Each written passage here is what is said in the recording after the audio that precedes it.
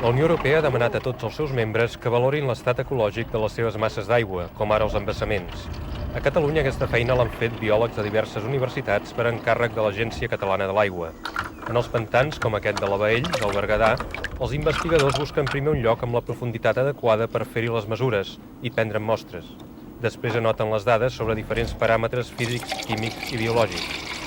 L'estudi s'ha fet als 21 embassaments més grans de Catalunya, on en conjunt hi ha el 93,7% de l'aigua acumulada. Una de les dades més significatives és la profunditat a què arriba la llum natural, mesurada amb l'anomenat disc de Secchi. Més penetració del llum significa aigües més netes i, en general, menys concentració de nutrients. Aquesta presència de nutrients té relació directa amb l'abundància i el tipus d'organismes presents. Per això s'estudien peixos, algues i el zooplàncton i el fitoplàncton, els diminuts animals o vegetals que es troben en suspensió a l'aigua i que serveixen d'aliment a organismes superiors.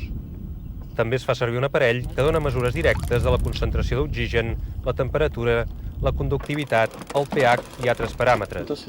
L'estudi integra totes aquestes dades, que estan relacionades entre si. Així, més organismes vegetals implica més concentració d'oxigen a l'aigua, a causa del procés de fotosíntesi.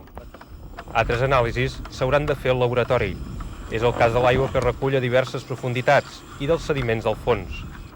En aquests últims es mesurarà el contingut en fòsfor, un dels nutrients essencials per a les algues. Aquest estudi no només proporciona dades sobre la qualitat de les aigües dels embassaments, sinó que serveix per tenir informació sobre l'estat general dels rius i de les conques. Los embalses lo que hacen es registrar en parte la calidad del agua que les va llegando en el sedimento, puede que se va quedando un registro. Entonces, además de informarnos de la calidad del agua del río, nos está informando de cómo se está gestionando la cuenca en general, porque todo lo que se hace en la cuenca, los usos que sean industriales, usos agrícolas, tiene un reflejo en la calidad del agua del río que está drenando esa cuenca. Y ese agua, una vez que llega a un embalse y se deposita todo lo que lleva en el sedimento, también tenemos un registro.